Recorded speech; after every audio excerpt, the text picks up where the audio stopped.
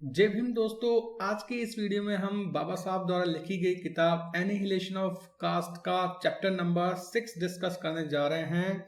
इस चैप्टर को शुरू करने से पहले एक रिक्वेस्ट करना चाहेंगे आप लोगों से कि अगर आपको वीडियो अच्छा लगे तो प्लीज़ वीडियो को लाइक, कमेंट और अपने फ्रेंड्स में, अपने रिलेटिव्स में शेयर जरूर करें ताकि बाबा साहब के विचार सब तक पहुंच सके और सब बाबा साहब के विचारों से जागृत हो सके। और चैनल को सब्सक्राइब जरूर कर लें ताकि जब भी हम वीडियो डालें तो आप उसको देख पाएं। अब हम ये वीडियो शुरू करते हैं। Chapter number 6। एक्चुअली इस चैप्टर के अंदर बाबा साहब ने ये बताया है कि जो ये हिंदू धर्म है या हिंदू सोसाइटी जिसे हम बोलते हैं, हिंदू समाज जिसे हम बोलते हैं, क्या वास्तव में वो एक समाज है? क्या वास्तव में वो एक सोसाइटी बनती है? तो बाबा साहब ने यही क्वेश्चन किया है कि Hindu society is a myth. Baba Saheb ने बोला कि जो हिंदू सोसाइटी है वास्तव में वो मिथ है, एक झूठ है। हिंदू सोसाइटी नाम की कोई चीज बनती ही नहीं है। तो स्टार्ट कुछ इस तरह से होती है, caste does not result in economic efficiency, caste can not has improve.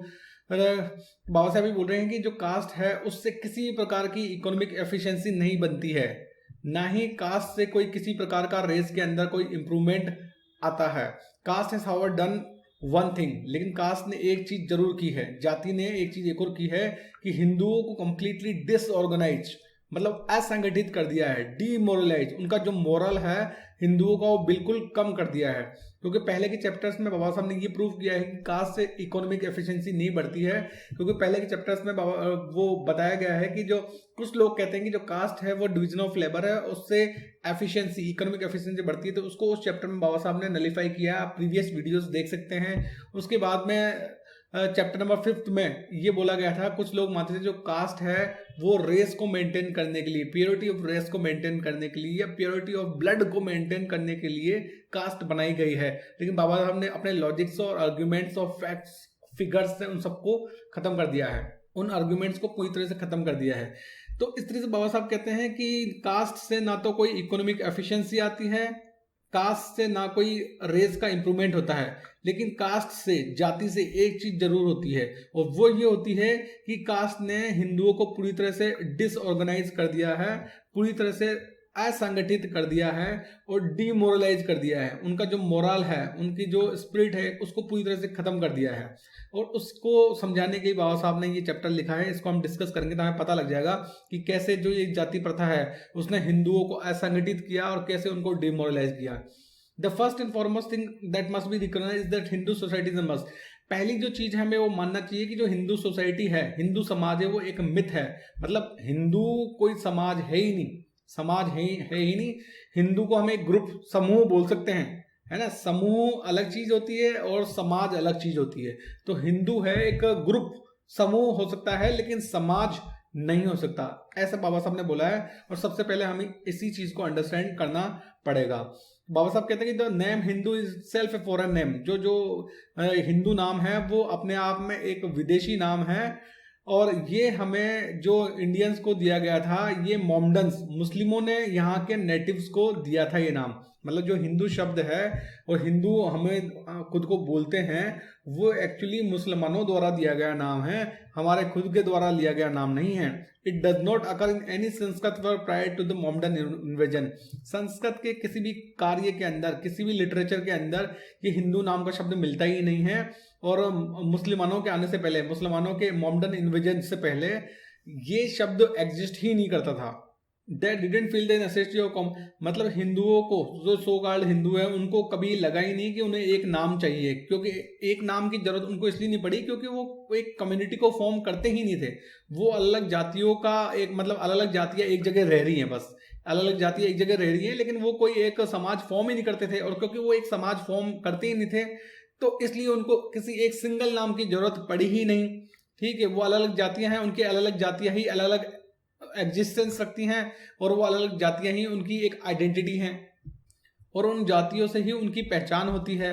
तो Hindu society as such does not exist, it is only a collection of caste. मतलब हिंदू सोसाइटी, हिंदू समाज एग्जिस्ट करता ही नहीं है, ये सिर्फ कलेक्शन ऑफ कास्ट है, जातियों का एक कलेक्शन, जातियों का एक समूह है, जातियों का एक समूह है। जातियों का मतलब एक समूह है लेकिन कोई समाज नहीं है, क्योंकि हर जाति अपने आप में एक कम्युनिटी, अपने आप में एक समाज हो गई है। तो इसलिए उन समाजों का एक समूह है, कलेक्शन है जस्ट। और हर जाति को सिर्फ अपनी एग्जिस्टेंस से लेना देना है और वो सिर्फ अपनी एग्जिस्टेंस को ही ध्यान रखती हैं कि हाँ भाई हम इस जाति के हैं, खत्म बात।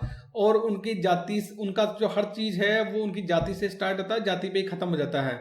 और जो जाति है, यहाँ तक कि एक फेडरेशन मतलब एक, मान लो एक फेडरेशन तक नहीं बनाती है, मतलब एक तरह से कोई संगठन भी नहीं बनाती है। A caste has no feeling that it is affiliated to other caste except when, मतलब एक जाति का दूसरी जाति से कोई भावनात्मक संबंध और कुछ लेना देना नहीं है। सिर्फ लेना देना कब होता है? लेना देना तभी होता है जब कोई, अगर हिंदू मुस्लिम को दंगा होता है तभी जो जातियां हैं वो आपस में एकजुट होती हैं। इसके अलावा उनका आपस में एक दूसरे से कोई लेना देना नहीं होता। शायद यही कारण है कि जो आज की राजनीति हम देखते हैं उसमें जबरदस्ती ये हिंदू मुस्लिम वाली फीलिंग्स बढ़ाई जाती है, ताकि जो हिंदू हैं, सो कॉल्ड हिंदू हैं, जो कि एक समाज है ही नहीं, एक ग्रुप है ओनली डिफरेंट कास्ट का, उनको एकजुट किया जा सके। और वो एकजुट सिर्फ हिंदू मुस्लिम दंगों के अंदर ही होते हैं, इसलिए चलाकर ये दंगे करवाए जाते हैं। A caste has no feeling that it is affiliated to other caste except when there is a Hindu Muslim riot on all other question. और मतलब हिंदू मुस्लिम राइट्स को छोड़ दें तो और हर जगह जो जाति है वो अपने आप में एक डिफरेंट जाति है और दूसरी जाति का उससे कोई लेना देना नहीं है। और दूसरे मौकों पर जो हर जाति है वो दूसरी जाति से अपने आप को अलग करने की कोशिश करती है। हर जाति सिर्फ अपने जाति के लोगों के साथ में ही खाना करती है, अपनी जाति के लोगों के साथ में ही शादी करती हैं, और उनके खुद के अलग से ड्रेस होती है, मतलब नो जाति के अनुसार अलग अलग ड्रेस भी होती हैं। और what other explanation can there be of innumerable styles of dress worn by, मतलब यहाँ इंडिया के ना अलग अलग कलर, अलग अलग ड्रेसेस पहनी जाती है। तो उसका रीजन ही ये है क्योंकि अलग अलग डिफरेंट जातियां हैं, तो उनका जो ड्रेस कोड है वो भी काफी हद तक अंदर, यहाँ मतलब देख लें हम, यहाँ इंडिया में देख लें तो जो डिफरेंट जातियां हैं उनका जो ड्रेस कोड भी अलग है। अगर राजपूत हैं तो उनको देखें तो उनकी जो वुमेन है वो अलग तरह की ड्रेस पहनती है। मीणा जाति को देखें तो वहां पर जो लोग हैं या उनकी जो महिलाएं हैं वो अलग तरह की ड्रेस पहनती है। और जातियों को देखें तो उनकी भी अलग अलग ड्रेसेस होती हैं। तो मतलब जो यहाँ तक की जो ड्रेस है वो भी सेम नहीं है, वो भी कास्ट वाइज अलग हैं। बाबा साहब बोलते हैं जो आइडल हिंदू है, एक आइडल हिंदू एक तरह से एक चूहे के जैसा है, जो कि अपने सिर्फ होल, अपना जो उसका एक होल है उसके अंदर ही रहना पसंद करता है, और दूसरे लोगों से वो किसी भी प्रकार का कोई कांटेक्ट करने से रिफ्यूज करता है, मना करता है, और दूसरे लोगों से कोई भी किसी भी प्रकार का कांटेक्ट नहीं रखता है। आगे बोलते हैं there is an utter lack among Hindus of what the socialist call consciousness of kind. Baba Saheb बोलते हैं कि जो हिंदूज है उनमें जो एक जो सोशोलॉजिस्ट हैं जो कि बोलते हैं कि भाई समाज विज्ञानी हैं, बोलते हैं कॉन्शियसनेस ऑफ काइंड। अभी कॉन्शियसनेस ऑफ काइंड क्या है? कॉन्शियसनेस ऑफ काइंड का मतलब ये होता है कि जो इंसान है वो अपनी जिस ग्रुप से वो बिलोंग करता है उसके बारे में उसकी फीलिंग्स होना, है ना, कि भाई मैं इस ग्रुप से बिलोंग करता हूँ। लेकिन उस तरह की कोई फीलिंग है ही नहीं, क्योंकि हिंदू कोई एक इवन कोई ग्रुप भी फॉर्म नहीं करता, वो समाज तो दूर की बात, एक ग्रुप भी फॉर्म नहीं करता। इस कारण से उन्हें हिंदू वाली चीज से कोई लेना देना है ही नहीं, और सिर्फ कास्ट ही उनकी पूरी आइडेंटिटी है, कास्ट ही उनकी सब कुछ है। मतलब there is no Hindu in consciousness of kind, मतलब ऐसा कोई हिंदू है ही नहीं जो अपने आप को मतलब ऐसा हिंदू माने या फीलिंग आया उसको। बस in every Hindu the consciousness that exist is the consciousness of caste, मतलब उनकी जो कॉन्शियसनेस है, ठीक है, उनका जो चिंतन है वो सिर्फ कास्ट जाति का ही है, ठीक है, हिंदू का कोई चिंतन ही नहीं है। हिंदू जब है ही नहीं तो हिंदू का चिंतन क्या होगा? वो जाति ही है सब कुछ, तो जाति का ही चिंतन होगा। और यही कारण है, that is the reason why the Hindus can not be said to form a society और नेशन। और यही कारण है कि हिंदूज को अपन ये मान नहीं सकते कि वो कोई समाज या कोई राष्ट्र बनाते हैं। देर आर, आगे बाबा साहब बोलते हैं कि कुछ लोग ऐसे हैं, there are however many Indians, कुछ ऐसे राष्ट्रवादी राष्ट्रभक्त टाइप के लोग ऐसे हैं जो कि बोलते हैं कि नहीं, इंडियंस एक नेशन है, देन जो एडमिटेड, जो कि इस बात को मानने के लिए तैयार नहीं है कि इंडिया एक नेशन है ही नहीं देखा जाए तो। और जो हिंदू है वो अमॉर्फस मास ऑफ पीपुल है, मतलब एक लोगों का एक झुंड है एक तरह से। मतलब एक शब्द एक लाइन में बोला जाए तो जो हिंदू है वो कोई एक कौम नहीं है, वो सिर्फ एक झुंड है, कोई एक कम्युनिटी या समाज नहीं है, वो सिर्फ लोगों का एक झुंड है और कुछ नहीं है।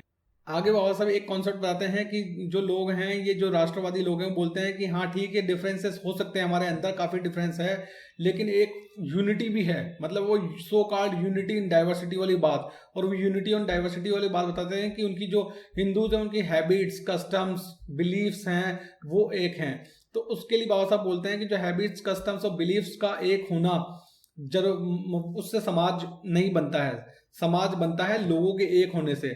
और हैबिट्स, कस्टम्स और बिलीफ्स, तो अगर लोग आपस में दो ग्रुप भी हैं, अगर वो काफी सालों से आपस में एक साथ रह रहे हैं, तो जो हैबिट, कस्टम है, बिलीफ है, वो तो उन दो ग्रुप जो कि काफी सालों से अगर एक साथ रह रहे हैं तो उनके अंदर भी सेम आदतें, same custom, same habits, same beliefs develop हो जाएंगे। तो सेम हैबिट्स, कस्टम्स और बिलीफ होने से हम ऐसा नहीं कह सकते कि वो एक ही समाज के हैं। समाज ऐसे नहीं बनता। समाज बनता है जब लोगों में, उस ग्रुप में जो लोग हैं उनमें आपस में एक भाईचारा हो, उनमें एक की हार दूसरे की हार हो, एक की जीत दूसरे की जीत हो, ठीक है, वो एक दूसरे से इमोशनली अटैच्ड हो, ठीक है, हर तरह से वो एक दूसरे से अटैच हो, वो एक दूसरे में उठते बैठते हो, एक दूसरे के साथ खाना खाते हो, इंटर मैरिजेस होती हो, किसी तरह का कोई रेस्ट्रिक्शन नहीं होता है, आपस में हिलजुल मिल सकते हैं, एक जबरदस्त भाईचारा वाली भावना, फ्रेटर्निटी वाली जो भावना होती है वो हो, तब जाके वो एक समाज बनता है। लेकिन क्योंकि हिंदुओं में ये सब चीजें, भाईचारा वाली चीज, इंटर डाइनिंग, इंटर मैरिज, ये सब चीजें एक भाई वाली फीलिंग कि जैसे मुस्लिमों में एक मुस्लिम दूसरे मुस्लिम का भाई हो जाता है, भाईजान बोलते हैं, भाई बोलते हैं, एक ब्रदरहुड वाली फीलिंग होती है, वो फीलिंग हिंदूज के अंदर नहीं है। बहुत सारे दो रीजन देते हैं कि भाई man do not become a society by living in physical proximity, ठीक है, अगर पास पास में रह रहे हैं लोग तो उससे वो समाज नहीं बनाते। ऐसे नहीं कि आप हो और आपके पड़ोस में भी एक इंसान रह रहा है तो क्योंकि आप सालों से उसके साथ में रह रहे हो तो आपने एक समाज बना दिया हो, ऐसा नहीं है। आप पड़ोसी तो हो सकते हो लेकिन एक समाज नहीं बना सकते। और उसी तरह से अगर सेम हैबिट्स या कस्टम्स हैं, बिलीफ्स हैं, तो उससे भी एक समाज नहीं बनता है। क्योंकि आदतें, कस्टम्स, बिलीफ्स तो क्या है कि लोग आपस में एक दूसरे के साथ में रहते हैं तो वो आदतें बन जाती हैं, ठीक है। जैसे यहाँ इंडिया में मान लो हम क्रिसमस मना रहे हैं, हर समाज का, हर हिंदू क्रिसमस मना रहा है। भाई क्रिसमस का क्या लेना देना है हिंदुइज्म से? कुछ लेना देना नहीं है, लेकिन हर स्कूल के अंदर क्रिसमस डे मनाया जा रहा है। कारण क्योंकि यहाँ अंग्रेज सैकड़ों सालों से रह के गए हैं, तो उन्होंने जो अपना कल्चर है वो यहाँ पर छोड़ दिया है ना। तो अब क्या हम ये कहने लग जाए कि जो हिंदू और ईसाई है वो एक समाज बना रहे हैं? नहीं बोल सकते ना ऐसा। तो यही रीजन है कि भाई हम जो लोग आसपास में रहते हैं तो वो एक दूसरे को प्रभावित करते हैं, उनकी हैबिट्स मतलब एक दूसरे से मिलने लग जाती है, एक की हैबिट दूसरे की हैबिट बन जाती है, दूसरे की हैबिट पहले की हैबिट बन जाती है, उनके बिलीफ कुछ मिलने लग जाते हैं। लेकिन इन हैबिट्स से, कसम से, ऐसे बिलीफ अगर एक हो गए आपके, या थॉट्स आपके मिल गए, विचार आपके मिल गए, तो उससे आप समाज नहीं बना सकते। Culture spreads bye diffusion. जो कल्चर है, जो मैंने अभी क्रिसमस डे वाला एग्जांपल दिया कि सब हिंदू भी क्रिसमस डे मना रहे हैं, वो एक्चुअली कल्चर तो एक जगह से दूसरी जगह फैलता ही है ना। जो भी पावरफुल लोग हैं वो अपना कल्चर दूसरों के पास में फैलाएंगे। अब जैसे हम एग्जांपल लें कि कई प्रिमिटिव ट्राइब्स हैं, मान लो बहुत सारे आदिवासी लोग हैं, ठीक है, प्रिमिटिव ट्राइब्स हैं, उनकी बहुत सारे कस्टम, बिलीफ और थॉट्स उनके मिलते जुलते होते हैं। लेकिन भाई आदिवासियों के अंदर भी डिफरेंट समाज हैं। आदिवासी भी मतलब एक ग्रुप हो गया, लेकिन एक पूरा कंप्लीट समाज नहीं हो सकता, क्योंकि उनके अंदर भी अलग अलग ट्राइब्स हैं, अलग अलग ग्रुप हैं। और क्योंकि वो काफी समय से साथ रह रहे हैं तो उनमें कस्टम, बिलीफ, उनके विश्वास, उनके विचार, उनके जो भी ट्रेडिशन है वो मिलते जुलते हो जाते हैं। लेकिन फिर भी, और वो काफी एक दूसरे के प्रॉक्सिमिटी में रह रहे हैं, लेकिन फिर भी वो एक समाज फॉर्म नहीं करते हैं। बाबा साहब बोलते हैं कि जो मैन है, जो आदमी है, मनुष्य है, वो सोसाइटी तब बनाता है जब उनमें समानता हो, पजेसेस इन कॉमन, जैसी चीजें हो जो कि उनके बीच में कॉमन हो। अब यहाँ पर बाबा साहब डिफरेंशिएट करते हैं, to have similar things totally different from possessing things in common, ठीक है। तो मतलब चीजें, सिमिलर चीजें आपके पास में होना, और उनको, क्योंकि होना तो डिफ्यूजन से भी हो सकता है, एक कल्चर से दूसरे कल्चर में भी चीज जाती है, लेकिन वो चीजें आपके पास में पहले से पजेस करती हो, कॉमन चीजें, तो वो एक अलग चीज है। और जो ये पजेशन है, पजेशन की बात कर रहे हैं, ये कैसे होता है? ये तभी होता है जब एक मनुष्य दूसरे मनुष्य से कम्युनिकेट करता है, ठीक है, communication with one another. This is merely another way of saying that society continues to exist by communication indeed. मतलब कोई भी समाज तभी एग्जिस्ट करता है जब उनके बीच में आपस में कम्युनिकेशन हो, ठीक है। एक जैसी चीज होने से काम नहीं चलता, कम्युनिकेशन होना पड़ता है। कम्युनिकेशन, अब यहाँ हिंदू सोसाइटी की बात करें तो डिफरेंट कास्ट के बीच में कम्युनिकेशन है ही नहीं, उनका एक जाति से दूसरी जाति का कोई लेना देना है ही नहीं ना। तो वो इंटरडाइनिंग कम्युनिकेशन का मतलब ये नहीं कि मुंह से बोलना, कम्युनिकेशन का मतलब है कि भाई आप एक दूसरे के साथ में उठे बैठे, है ना, एक दूसरे के साथ में रहें, इंटर डाइनिंग हो, एक दूसरे के साथ में खाना खाएं, ठीक है, एक दूसरे के साथ में इंटर मैरिजेस हो, तो वो उस सॉर्ट ऑफ कम्युनिकेशन की बात हो रही है, मुंह से बात करने की बात नहीं हो रही। अगर बाबा साहब कहते हैं कि जो डिफरेंट कास्ट हैं हिंदुओं के अंदर फेस्टिवल्स ऑब्जर्व बाय डिफरेंट का मतलब जो फेस्टिवल्स है, त्योहार बनाते हैं डिफरेंट जातियां, वो सेम त्योहार मनाती हैं, लेकिन सेम त्योहार बनाने से भी वो एक समाज फॉर्म नहीं करती हैं। Yet these parallel performance of similar festivals by the different caste have not bound them into one integral whole। मतलब अलग जो जातियां हैं, डिफरेंट जातियां, वो एक जैसा त्योहार मनाती है, तो इसका मतलब ये नहीं है कि वो एक समाज बना दिया उन्होंने। फॉर दैट पर्पज, एक समाज बनाने के लिए, meant to share and participate in a common activity so that same emotion arouse in the others, making the individual, मतलब बाबा साहब कह रहे हैं एक समाज तभी बनता है जब वो एक साथ किसी एक चीज में पार्टिसिपेट करते हैं। ठीक है, त्योहार बना लिया, त्योहार आपने अलग अलग बना लिया तो उससे क्या होगा, लेकिन एक साथ किसी एक्टिविटी में पार्टिसिपेट करते हैं तो वो एक समाज फॉर्म होता है। एक की सक्सेस दूसरों की सक्सेस हो, एक की फेलियर दूसरे का फेलियर हो, तो वो एक समाज फॉर्म होता है। मतलब कुल मिला के जब तक इमोशनल अटैचमेंट नहीं होगा लोगों के बीच में, तब तक वो समाज फॉर्म नहीं होगा। और क्योंकि हिंदुओं के बीच में, डिफरेंट जातियों के बीच में कोई इमोशनल अटैचमेंट है ही नहीं, बल्कि भेदभाव है एक दूसरे के प्रति, है ना। और उनकी सारी वफादारी खुद की जाति के प्रति है। हिंदू के प्रति कोई हिंदू ना, पहले तो हिंदू नाम का कोई समाज ही नहीं है, तो उसके प्रति कोई वफादारी होने का सवाल नहीं उठता, तो कोई वफादारी है ही नहीं। तो the caste system prevents common activity, and by preventing common activity it has prevented the Hindus from becoming a society with A unified life. तो द कास्ट सिस्टम प्रिवेंट, तो बाबा साहब भी कह रहे हैं कि जो जाति प्रथा है उसने हिंदुओं को कॉमन एक्टिविटी करने से प्रिवेंट किया है। ठीक है, कॉमन एक्टिविटी करने से रोका है। और क्योंकि कॉमन एक्टिविटी हिंदुओं के बीच में होती ही नहीं है, इस कारण से वो यूनिफाई हो ही नहीं पाए और एक समाज बना ही नहीं पाए। और एक समाज नहीं बनाने से उनके बीच में, उनमें ऐसी कॉन्शियसनेस, एक ऐसा चिंतन ही नहीं है एक समाज का। उनका सारा चिंतन जाति से शुरू होकर जाति पे ही खत्म हो जाता है। तो कुल मिला के बाबा साहब ने इस चैप्टर के अंदर ये प्रूव किया है कि जो हिंदू समाज जिसे हम बोलते हैं, दरअसल वो कोई समाज है ही नहीं, वो जस्ट एक लोगों का झुंड है। लोगों का झुंड है, वो कोई समाज नहीं है। क्योंकि समाज में होने के लिए इंसान का एक दूसरे से कम्युनिकेशन, समाज के लोगों का एक दूसरे से कम्युनिकेशन होना जरूरी है। कम्युनिकेशन का मतलब है इंटर डाइनिंग, इंटर मैरिज, एक दूसरे के दुख सुख में शरीक होना, एक दूसरे की सफलता असफलता को खुद की सफलता असफलता मानना। जब ऐसा चीज होती है, एक भावनात्मक संबंध होता है, तब जाके वो समाज फॉर्म करता है। लेकिन क्योंकि हिंदुओं के अंदर डिफरेंट जातियां होने की वजह से, कास्ट सिस्टम, जाति प्रथा होने की वजह से, उन जातियों के बीच में आपस में फ्यूड, आपस में लड़ाइयां हैं, और वो आपस में एक दूसरे से लड़ती झगड़ती रहती हैं। ठीक है, और आपस में एक दूसरे के प्रति दुर्भावना रखती हैं, आपस में एक दूसरे से ऊंच नीच करती है कि तू ऊंचा मैं नीचा, मैं नीचा तू ऊंचा। एक दूसरे के साथ में कोई खाना इंटर डाइनिंग नहीं करती। शादी तो करने का नाम ही नहीं है, शादी कर लोगे तो ऑनर किलिंग हो जाएगी। ठीक है, मतलब बड़ी अजीब सी बात है कि एक हिंदू दूसरे हिंदू से शादी भी नहीं कर सकता। क्यों? क्योंकि उनकी जाति अलग है। फिर उसके बाद में कह रहे कि नहीं हम हिंदू एक समाज हैं। कैसे भाई, कैसे पॉसिबल है जब आप एक हिंदू को दूसरे हिंदू से शादी भी नहीं करने दे रहे और उनको ऑनर किलिंग के नाम पे मार देते हो। ठीक है, उन लड़का लड़की को मार देते हो ऑनर किलिंग के नाम पे, फिर उसके बाद कहते हो कि हिंदू एक समाज है। तो हिंदू कैसे समाज हो सकता है जब एक हिंदू दूसरे हिंदू से शादी भी नहीं कर सकता? कैसे समाज वो फॉर्म करेगा? कोई इमोशनल फीलिंग नहीं है एक दूसरे के प्रति। तो कुल मिला के बाबा साहब ने इस चीज में, इस चैप्टर में ये प्रूव कर दिया कि हिंदू एक समाज, सोसाइटी नहीं है। क्योंकि सोसाइटी बनने के जो पैरामीटर्स है उसको हिंदुओं का जो ये ग्रुप है वो क्वालिफाई नहीं करता है। इसलिए हिंदुओं को सिर्फ एक लोगों का अमोर्फस मास, यानी लोगों का एक झुंड माना जा सकता है, लेकिन समाज नहीं माना जा सकता।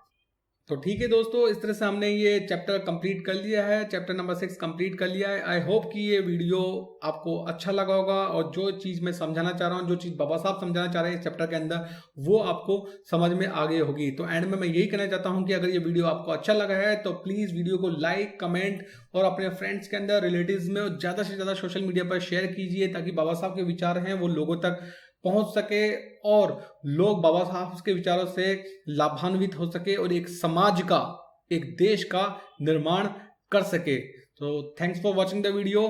जय भीम।